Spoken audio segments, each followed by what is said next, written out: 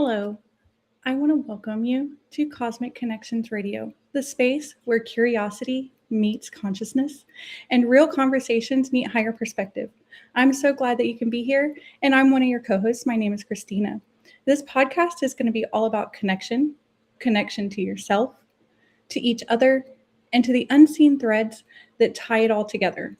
We talk spirituality without the fluff, growth without the guilt, and truth without fear.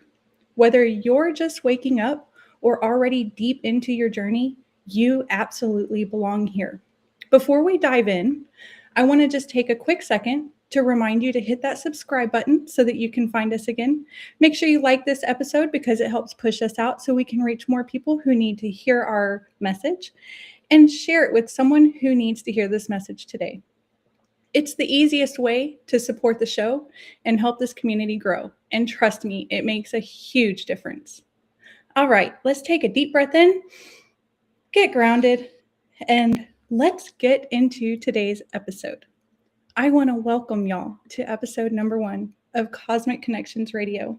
And I know so many people in the audience already know me because I've been doing podcasts for a long time. My name is Christina. I am pretty well known in the metaphysical world, and I love talking all things spirituality.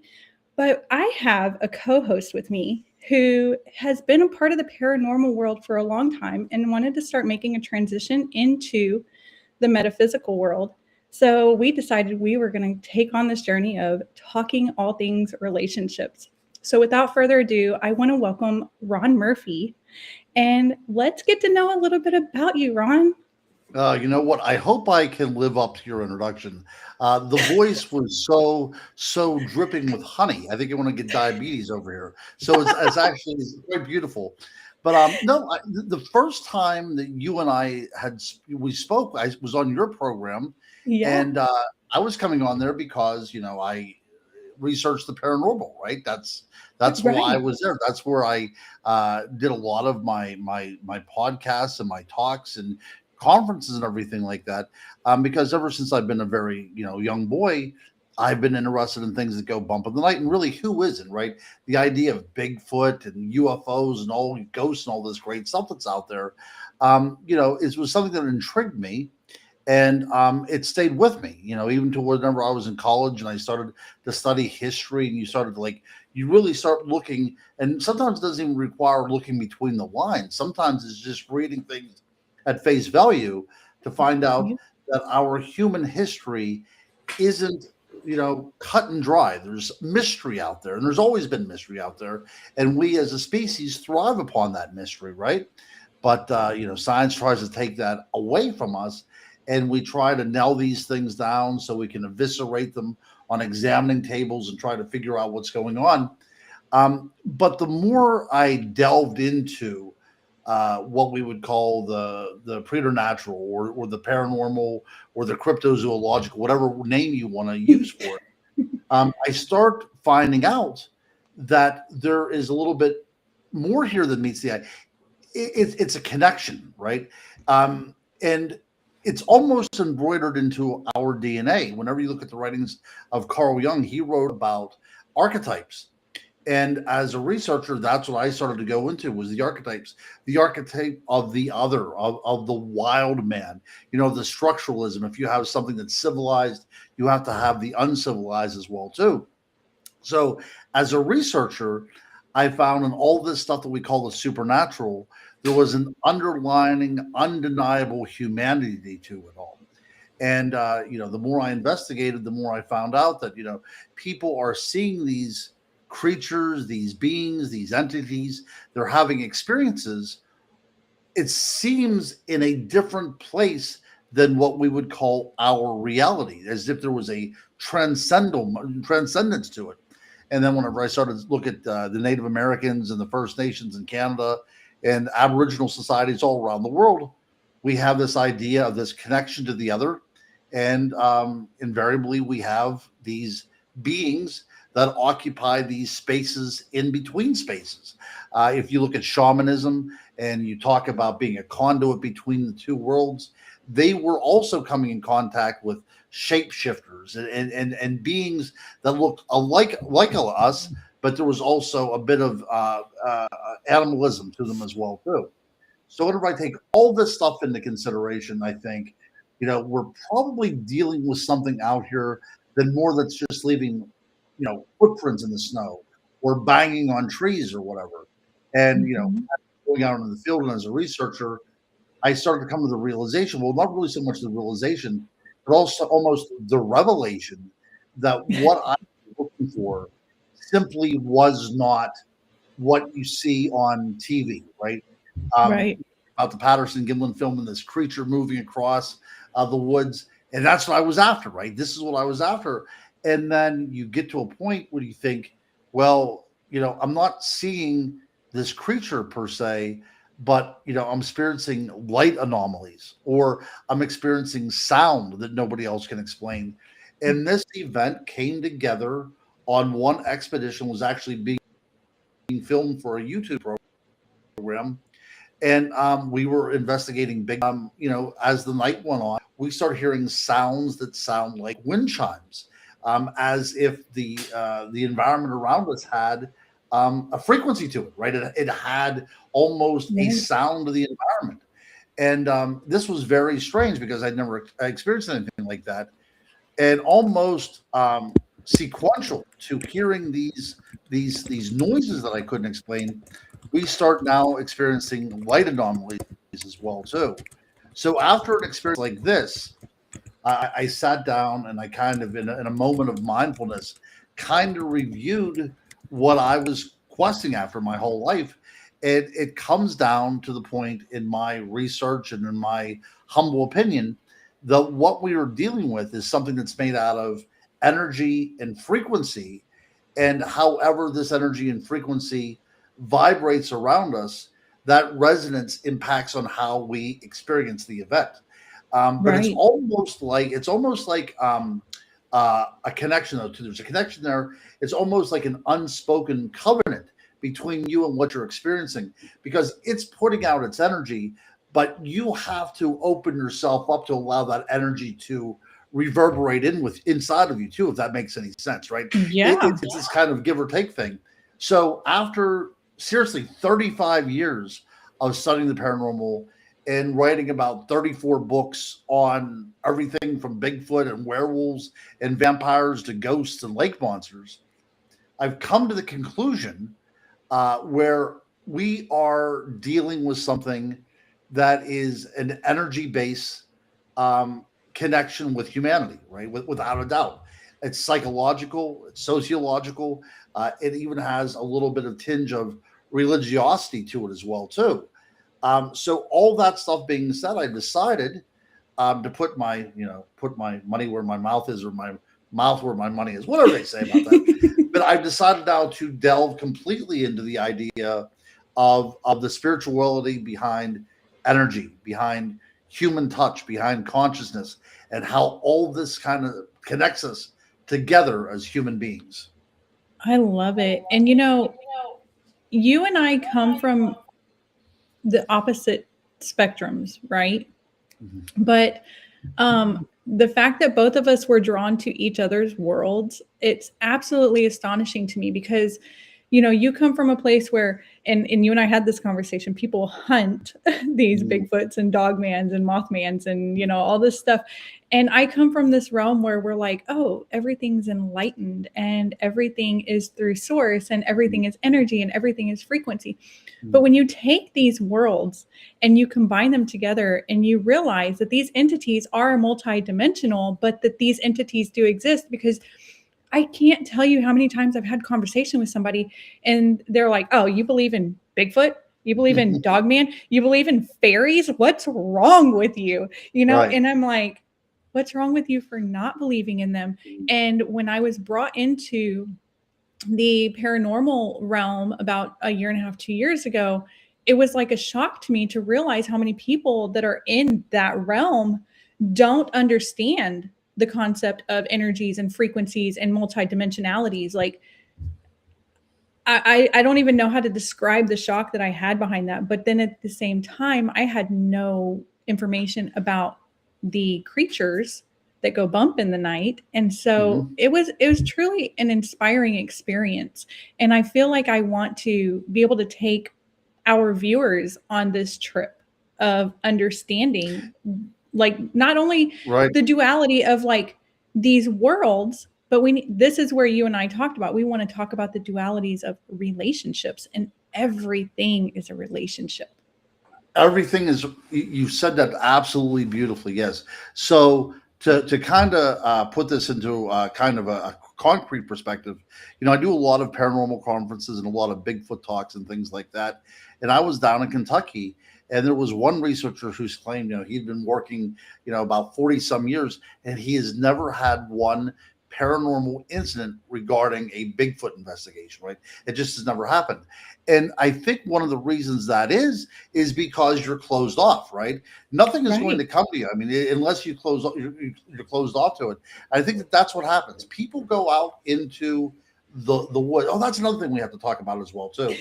It's the idea of the woods and the forest somehow being strange to us, right? Even though Right. that's where we come from, and we are designed as creatures to live in these woods, right? We're designed to Right. live off this environment. But now all of a sudden, because for the past, 7,000 years we've been living in civilizations and such, we now find the woods a very curious place where creepy crawlies live. But in actuality, that's where we're from, and we have become strangers to it simply because we've stepped away from it, right? So everything out Yeah. there should still be familiar with us, like they were with our ancestors. But now everything that bumps in the night is automatically fearful. So Hmm. whenever somebody goes out there with this bravado, and there is a lot of machismo whenever you see these investigators going out there, a lot of cowboy hats and beards and things like that, right? You go out into that woods with a kind of like macho stride, and you're not open up to anything, any frequency out there. And I'm thinking that most of these frequencies are extremely benign. They're extremely advantageous, but whenever you put yourself out there, your vibrations is going to throw all that stuff off, right? And Right. that's when the problems rise. But I think that you have to go in there with an open mind. You have to go in there with a sense of curiosity. And then whenever you go out there with, and this is very, very important, whenever you go in there out there with a sense of reverence, right? That is whenever things start lining up, and now you become in harmony with that frequency that is in the environment. And so many people don't understand that. The idea, and we will talk about this on later episodes as well too, the idea of forest therapy and forest bathing. People think that this is something new, when in actuality, like I said, this is who we are meant to be. Grounding, Right. by its very essence, is something we are born to do, and we've removed ourselves from this. So I think so much of this program that we're going to have here is not only about, we can talk about anything really, but at the end of the day, it's talking about coming in harmony with the world in which we are born into, and which Hmm. all of us are interconnected to, right? There's really Right. no separation in this world by anything. Whether we're talking about rocks or Bigfoot or fairies or you or me or the next door neighbor, whatever, we're all connected together in this energy. And once we do understand it, once we have that sense of purpose, we can now revere the divine and everything. Whenever Yeah. we talked about this the other day, whenever you see the bow and people saying namaste, that is saying that I recognize the God. I bow to the divine in you, because you are alive right now and I'm alive right now. Something is keeping us alive. We have that divine spark in us. And whenever you go Hmm. to the store and you go to Walmart and somebody bumps you with a cart or cuts you off in traffic, they have that same divine spark in them as well too. Once we Right. recognize that, and we recognize our shared divinity, if you will, the world starts making sense in a way that usually does not make sense, right? It's not us versus them. It's us all together trying to make a brand new place for ourselves. Right. You said a couple of things that I kind of want to touch on real quick. You said, we come from the forest, we come from this place. And, please don't quote me on scripture. I haven't been in theology class in about 20 years. I'm going to age myself a little here. When I was in college, I did take theology. There's a Bible verse that says something to the effect of, "You come from dust, you will return to dust," right? Right. That's right. That's And right. and I know a lot of people, they will take that, especially when you start talking about like atheists or agnostic Mhm. people. They'll be like, "Oh, well, God says that we come from the ground and we're going to go back in the ground and we're going to be worm food." But when we talk about this, like, you come from dust and you return to dust, like, you stay grounded within where you come from. Mhm. And there's another interpretation of it that I absolutely love, where, let's talk about stardust. I come from Mhm. stardust, right? That's That's right. the energy behind it. So the energy behind the grounding is absolutely beautiful. And a lot of people, they get on this tirade of like, "Oh, well, you need to listen to everything in the Bible." And then you have the other people who say, "Well, you need to listen to nothing in the Bible." And it's like, you guys, you have to remember there's always some kind of truth to it. It's just a matter of finding the medium of it. Right. What happens in religion, organized religion, is in order to keep control of those people who are your flock, so to speak, is to maintain laws and order over them, and you have to have people who are slightly fearful in order to keep them in Mhm. line. That is the problem that happened with Christianity. For a while, for hundreds of years, it was a very communal religion. So when we talk about the idea of communal living or communism in a way as well, and you see this in the Acts of the Apostles, people were coming together and selling everything that they had and putting it to the common good. There was this goodwill that was involved. You would come together, you would live together, and then you would help all those around you.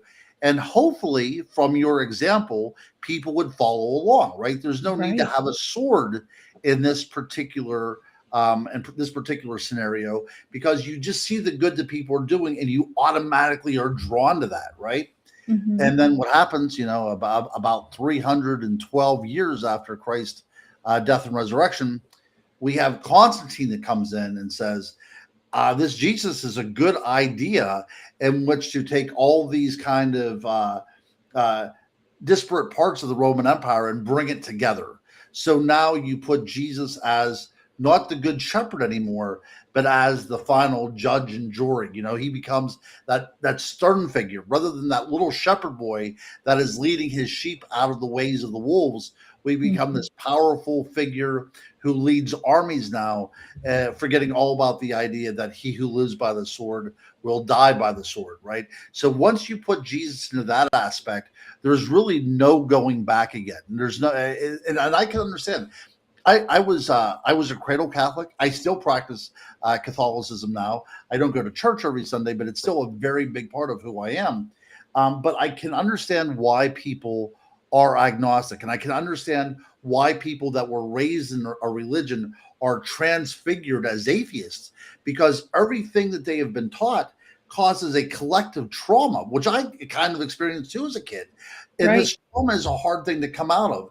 And in order for them to repair themselves and actually change who they are, they had to give away that thing that was so unbelievably terrifying and traumatic to them. And I can completely understand that.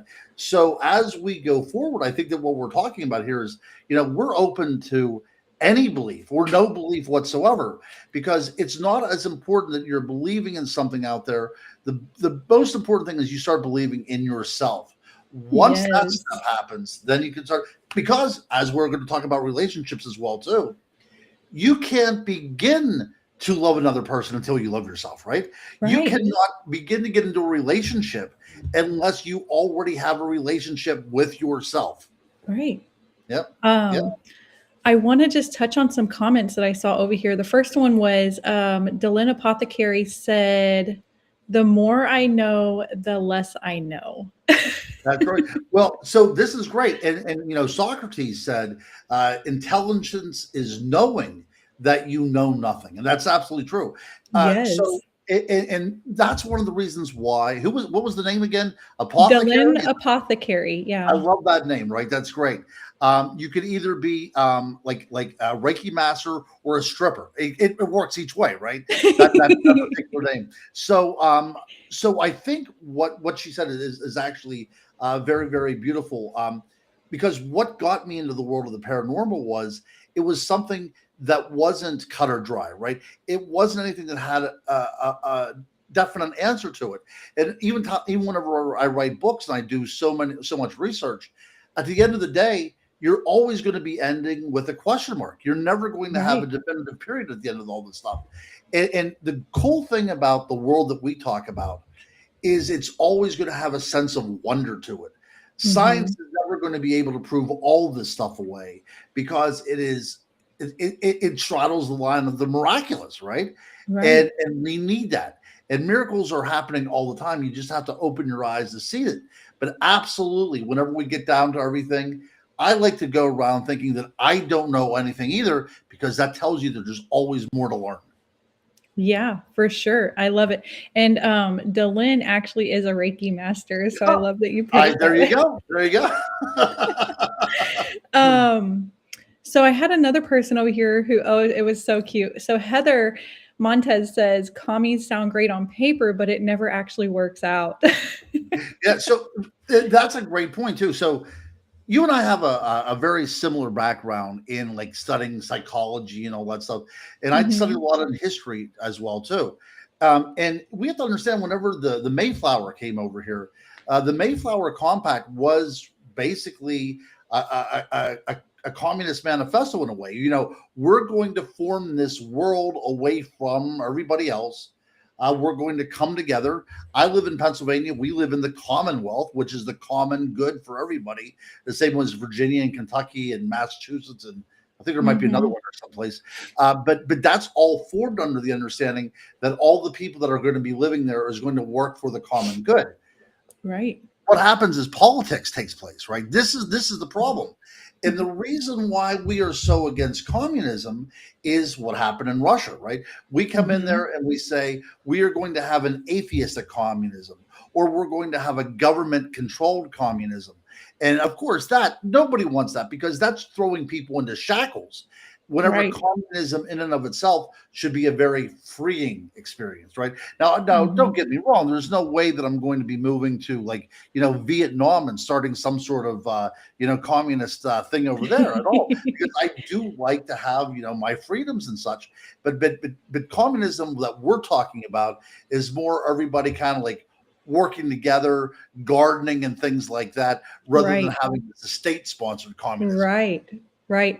A bunch of my friends and I, we call each other the loving coven. Like we're There- totally making a communist compound over here. We're going to be gardening That's and right. doing light work and dancing around fires and, praising source. Oh, absolutely. I've often fantasized about that as well too. Like, who wouldn't want to be in a forest glade in the middle of the night, dancing naked around a bonfire? Like, who Right? would not want that? It seems so utterly natural. I mean, everybody would be drawn to that kind of stuff. Or, you need help, so I'm there to help you. Your other neighbor, people just feed off of each other. That energy would just be Right. so. It's only whenever you have somebody that steps in there and now wants to be a leader, because whenever you Right. have a leader, by definition, you have to have followers, and then that whole relationship becomes entangled in something that nobody wanted to start. Exactly. Heather, oh wait, hold on. We got Tess said, trust the universe, but believe in yourself. I 100% believe in that. Mm. That's part of the law of manifestation, right? Like you leave it to the universe, but you also trust that you have the power within yourself that anything that you speak, say, or do is going to come to fruition. Mhm. So thank you for that comment, Tess. And then Heather says the Good people patriarchy. following. This is good. Oh yeah, I know, I love it. Heather says the patriarchy takes over. There's always a power dynamic. Someone wants power once they taste it. Mm. I'm not going to get too much into politics on this, but communism might happen in Greenland now, apparently. So, Yeah, that's right. That's right. That's right. And maybe we should all move to Greenland. It sounds like a nice place. right. Yeah, I remember the way that I learned Greenland in back in, like, I don't know, middle school or high school, was that Greenland is actually ice and Iceland is actually green. yeah, So yeah, yeah, I don't know. It might be too cold for my old brittle bones over there. yeah. It probably would, and it probably gets very dark there as well too. But it's supposed to be beautiful land. I mean, Yeah, that's why they want it. right.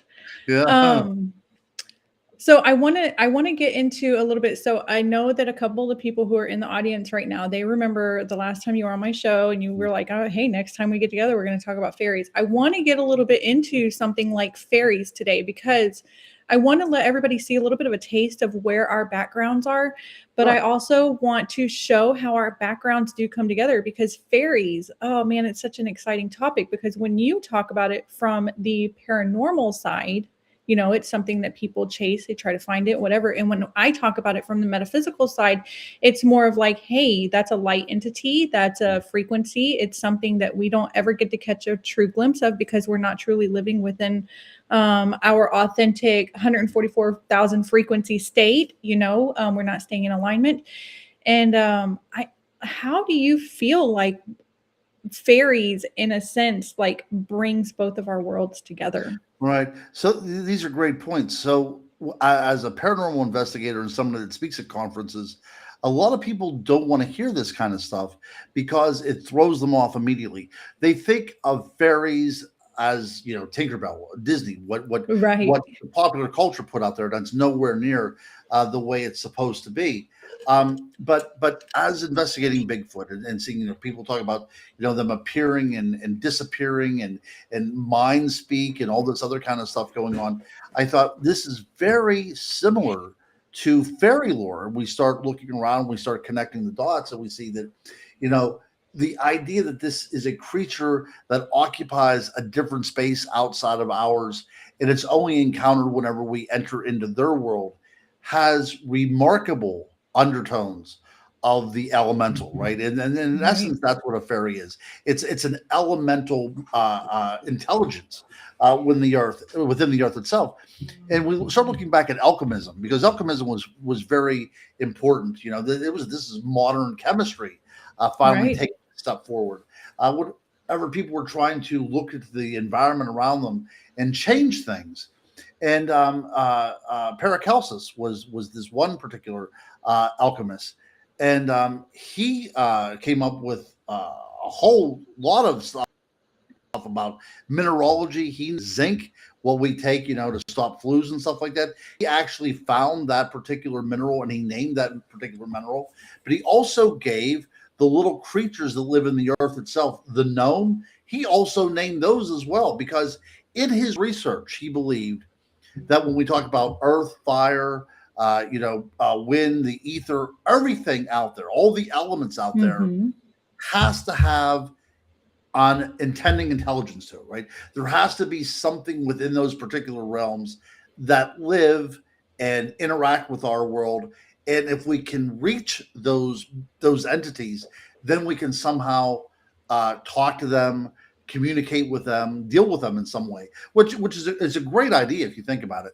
So he believed that in the water was the residence of the undine, which is basically your mermaids, and then you have the sylph of the air, and you have the sylvans of the forest, which is remarkably like Bigfoot. And on the earth, you have the gnome.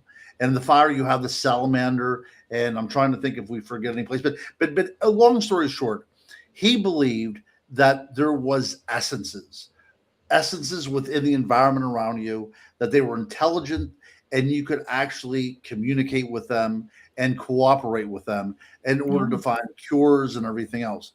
I think that's beautiful.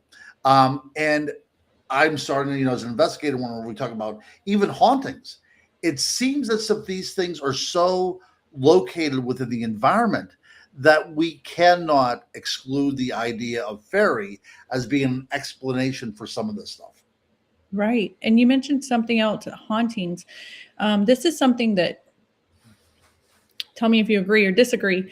On my end of it, I feel like when people talk about things like Bigfoot, fairies, all these entities, ghosts, like people think of these things as bad entities, but really all it is it's a frequency. So for me personally, when I think about ghosts, I think of, okay, that's a lower frequency that hasn't been able to detach itself from the earthly realm yet, right? Mhm. But ultimately, it is a frequency of a soul that has existed at some point. It's just not operating within our 3D, and it hasn't released itself to the 5D yet. What do you think about things like that?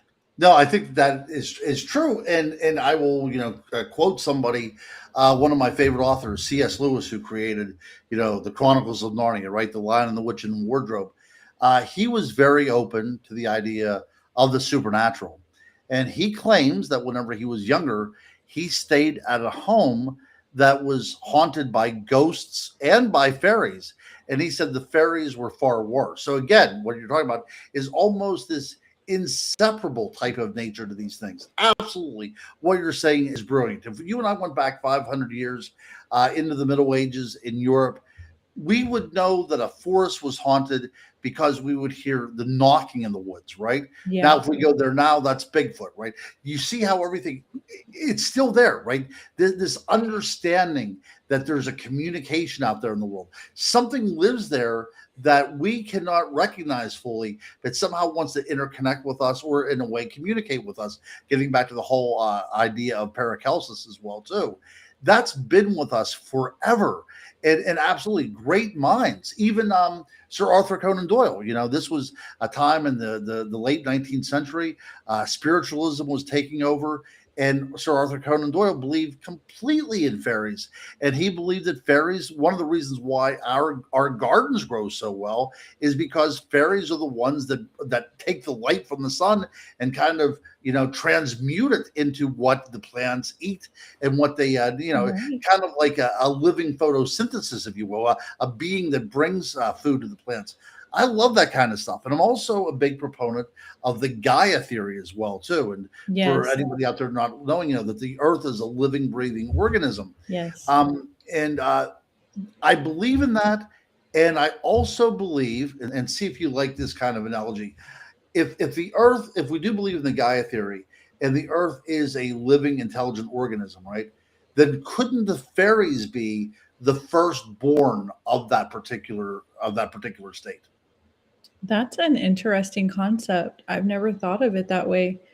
Um, I live so much in my world of we're all here on a mission with a contract with Source, and we all have always been and always will be. I've never thought of like down to the smallest of organisms, like are they here on a contract or are they something that was created just specifically for this realm? That's Right. interesting. Yeah, because yeah, I mean, look, when you talk about the Australian culture, the Aboriginal culture in Australia, really one of the oldest continual cultures in the world. Going back maybe as far as 50,000 years, untouched, Yeah. and they believe in this whole dream world, right? This dream time, where it's kind of like shamanism, but it's even more. It shows that we are living within this kind of this cosmology, that is vast. Like our universe is just a glimpse of what's out there, right?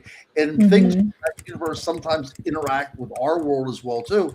But at the end of the day, we're still all very much a part of it. Yeah, for sure.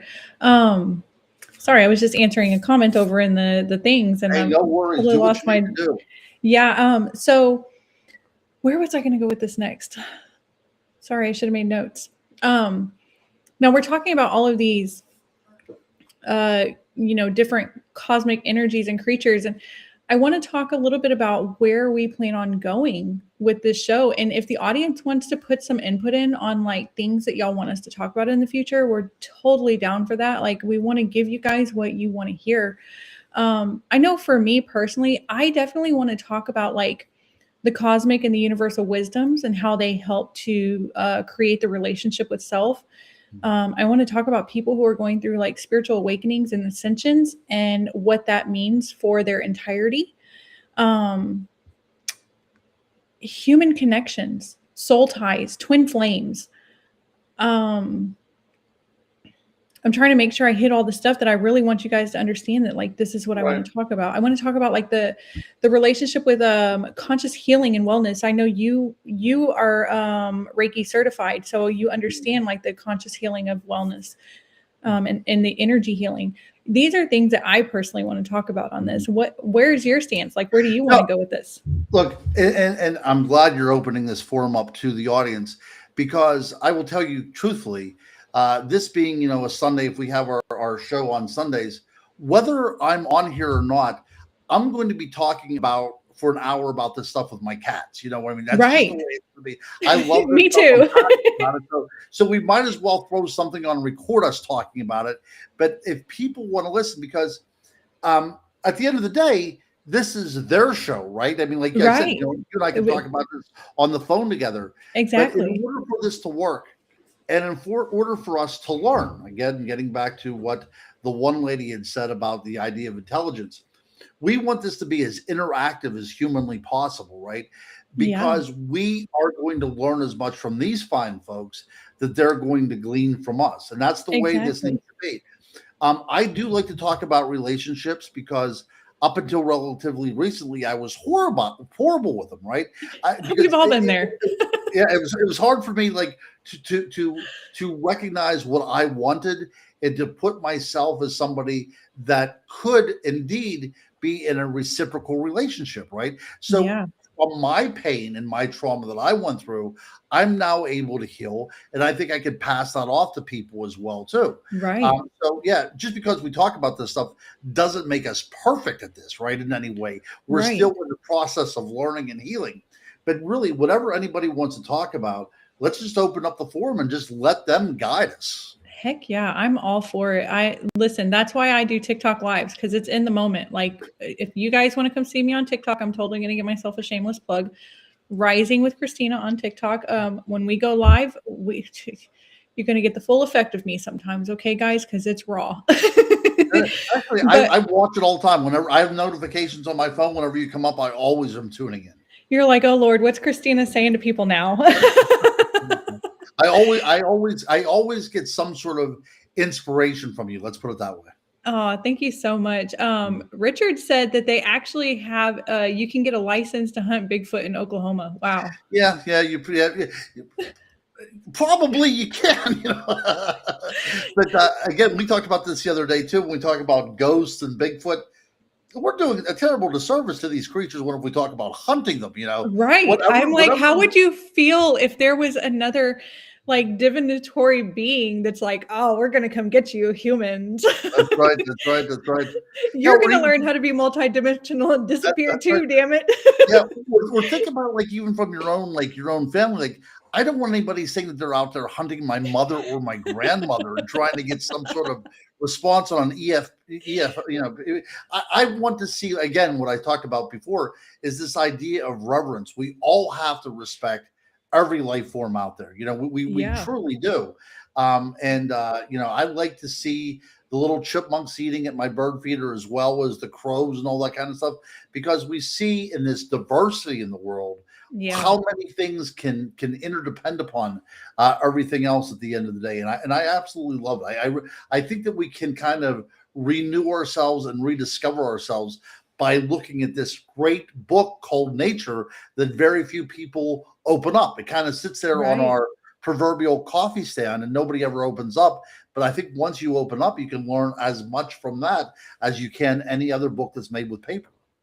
So, yeah, that's 100% true. I can't tell you how many times I tell people, I'm like, you need to go ground. You need to Uh-huh. go outside and get some sunlight.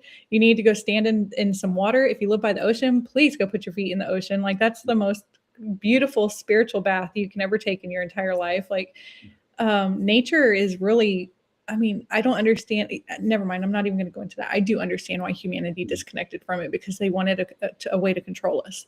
That's right. But as a way to take your own control back, is you step back into it and you start understanding that being minimalist is okay. You start being one with nature again. Yeah. Lori over here said, as humans, we are only one species amongst a plethora on Earth. as we are only one amongst a plethora of species in the universe. Source knows no creative boundaries. I love that. That Like is very good. it's Yes. it's an endless abundant supply of individuality is the way I look at that, Mhm. right? Right. And that's the whole Heather Carl says Jung book as well too. yes. Heather says she wants to talk about the divine masculine versus twin flame. That's Right. Well, I'll tell you what. So going forward, I remember that's a show in and of itself, right? yes. We could have a show on the divine masculine and the divine feminine and how it was represented in ancient cultures the whole way up until now. And also, the very clear statement that needs to be made is that you and I both share portions of the same. Everybody has the divine feminine and masculine within them as well, too. It's just not a Right. one-on-one correspondence. Right. I think a lot of times, and we will have to do a whole show on that. I That's think a right. lot of times that people they hear about like a twin flame journey or a soul tie or a soul contract, whatever you want to call it, and they think that like, oh well, I have to be the feminine and they have to be the masculine. When in fact, the entire like for me my understanding of the twin flame journey is that it's a duality within one. I had I'm going to call this person a false twin flame at this point. I That's had fair. somebody in my life that I thought that they were my twin flame, and I've recently come to a realization that no, that was just something that was put in front of me by the enemy to distract me. And it was not until I realized, because I was chasing this person and chasing them. And I came to a point where I was like, wow, if we're supposed to be twin flames, the definition of a twin flame is one soul in two bodies. So if I love myself, they automatically love themselves. Why am Mhm. I chasing them? How about I That's right. chase myself? So that's a whole show. That's probably like a whole like series, honestly, talking That's about right. twin That's right. flames. Right. We might have to do a um, workshop on that. We might have to do some sort of a forest workshop on that that includes grounding and everything as well. like bring you guys back down to earth That's from the right. That's right. journey that is Yeah. the twin flame. Yeah. It's Be- and I you think hear so many people talking about it, and it's like, oh my gosh, where do I go with this? sure. Well, and the thing we are force fed this stuff. If you look at the Hallmark Channel or anything like that, we're force fed to believe that this stuff is just as easy as going to a Christmas tree market. In December, you're going to find the one you're destined to be with, and that is never the case. In order to find your twin flame, or in order to find your soulmate, or whatever you want to call it, um, it requires work, right? There's a journey, there's an adventure here. If you look at, the Lord of the Rings, right? So much of that book is the journey, right? Because that's how you find out who you are. That's how you find about your relationship with other people around you. It's never going to be that you're going to stumble over this person. It requires a humble journey that takes a lot of time and a lot of effort. You're going to fall. And the reason why you're going to fall so much is because you have to allow yourself to pick yourself up, become a better person. And then whenever you find that particular flame that you're looking for, then you can recognize it. And not only recognize it, but also appreciate it. Yes, 100% correct. I'm loving the ideas that you guys are putting in the comments over here. And hey, we're having some crazy conversations too. Lori said roadkill hunting is seasonal in North Carolina for Sunday stew. Apparently, Sunday or summer brie is the best seasoned roadkill of all kinds. Oh Wow. man, Wow. that's interesting. I love getting little interesting tidbits about like weird things that states do. You've got a great audience here. Yeah. I never really considered having a roadkill stew, but now that I can find out that I can do that legally in North Carolina, that may happen. Right? That's right. Right. Heather says portals and interdimensional people spirits. Oh, Look, love Heather's it. giving us like seasons and seasons of content That's right here. exactly right. Exactly right. And I'm all about that because when we talk about it, we will. I may have had an encounter or at least some sort of connection with a portal that I would love to talk about sometime. And also, we could talk about some of the famous encounters in history that look like there might have been a portal to another world. So very interesting as well too. Yeah. I just recently made a video talking about how people need to understand. I hope I don't get dinged for this. How people need to understand that the vagina is a portal. Yeah, And right. I don't understand how people don't understand. I'm like, listen, women are literally the creators, Yeah. and we bring life through a portal Mm. all the time. How can you not see that it's something that is divinely made and guided? Absolutely. So, yeah, beautifully put. And whenever somebody was talking about the divine masculine, the divine feminine, we can see this memorialized in works of Stone Age art. Right? We go to Stonehenge to this very day, and we can see the very large sarsen stone that is very phallic, and it represents on certain time of the year whenever shadow falls, and it penetrates the trilithon to make it look like some sort of divine union between the masculine and the feminine. So we have that even implemented in the art by our ancient ancestors because they were so taken by this. And what Yeah. that shows is as above, so below. It's this Yes. interconnection between everything. And the other thing we can look at too is Newgrange in Ireland. This is as old as the pyramids. We're talking about this very ancient site that, again, very feminine in shape, shall we say. And this was a grave. But think about the symbolism is that, right? That the body here now becomes the egg or the seed once planted, and it becomes something else on a whole new realm that actually Mhm. then is believed to leave from that earthen womb, if you will, to Yeah. come to its fruition in the grand scheme of the universe. Beautifully, beautifully said. And they are loving it over here. Lori said she's going to suggest you do not ever ingest roadkill stew. All right. Well, yeah, I I'll have somebody make it for us. How about we do it that way? We can Uh, have a group gathering for it. that's Um, right. That's right. with inflation, it might become more common. You guys are cracking me up That's over right. That's here. right. I'm sorry, these comments.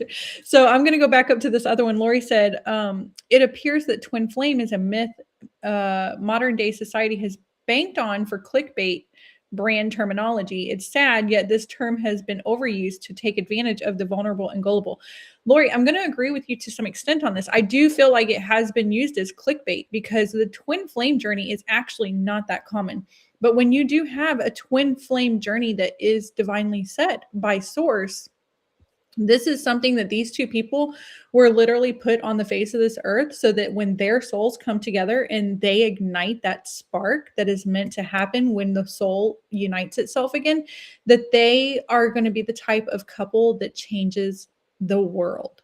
Hmm. They're going to have things to say and to show in order to like literally have people on their knees like, hold on, wait, what? So it's not that common, and it definitely does get used for clickbait, but it is something that is very real in the spiritual realm. That's true. I agree. I agree. Yeah, because everybody wants that, right? I mean, this is what we were here. We understand what loneliness feels like. We understand what it's like to, not be appreciated. But we could talk about all this at another show. The idea that desire is something that's kind of shameful and kind of suppressed, whenever desire actually is Yeah. what keeps us going, right? That's Yeah. so yeah. So we'll talk about the idea of twin flames, the idea of desire, the idea how this is supposed to all play out. But yeah, we got this is going to be fun, guys. I I cannot wait for know. this. And I'm pumped. this is far better than talking with my cats. I have a dog, so it's a Okay. little different for me.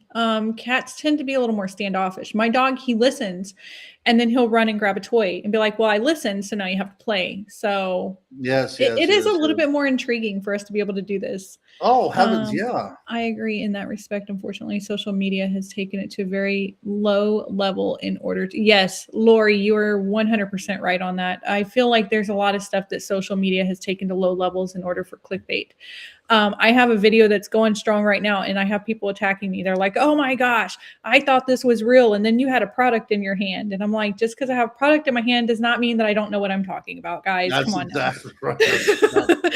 Like, I'm making a little bit of money so I can make sure I put food on the table for my children. Yeah, that's and right. That's right. and I'm giving you information. Please don't hate me for that. Yes.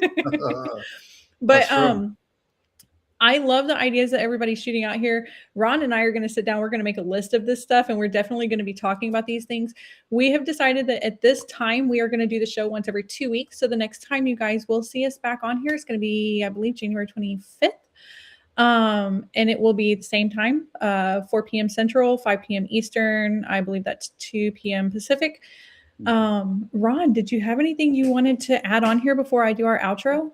No, you ever since the first time I spoke to you, I felt very drawn to you, and I think that maybe this is why we're here.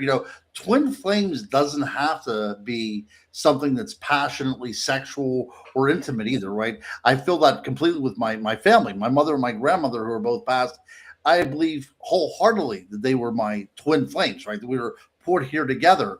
So I think when we talk about the idea of soul tribes and everything, let's put it. I'm glad that you're part of mine. Let's put it that way. Yes, I'm Mm. so glad you're part of mine too. I'm so glad that I get to be blessed to choose my entire soul tribe because, as everybody in here probably knows, we've all had issues with our family. Sometimes the blood of the womb is not thicker than than That the is correct. water. That is correct. Or the blood, or yeah, they say the blood is thicker than water, but really it's supposed to be the blood of the coven is thicker than the water of the womb. That's where I was going with that, Oh, guys. right, right, right. But Um, oh yeah, yes, Heather, we will have to brainstorm later. I'm just reading these last little comments. All right, you guys, Ron and I have had an amazing time on here for our first episode. We want to thank the amazingly beautiful souls that have joined us today. Um, I'm trying to remember where I'm going right now. Let's see. We're going to do our outro right here. So I want to thank you guys for being here with us. And that's where we're going to leave this today. Thank you for spending your time with me and for being a part of the Cosmic Connections radio community. It's something in this, if something in this episode resonated with you, trust that it wasn't random. It was divinely guided. Before you go, make sure that if you have not already done so, hit that subscribe button that's down there. Leave a like or a comment letting us know how you liked it. Share this episode out with somebody who might have been meant to hear it. And that's how these conversations are going to ripple outward from now on and yep, find the this is people that awesome. needs them most. So Yeah, I can't believe I finally get to say this to my kids. I'll tell my kids, "Hey, smash that like button down there." yeah, Yeah, smash the like button. I've always wanted to say that.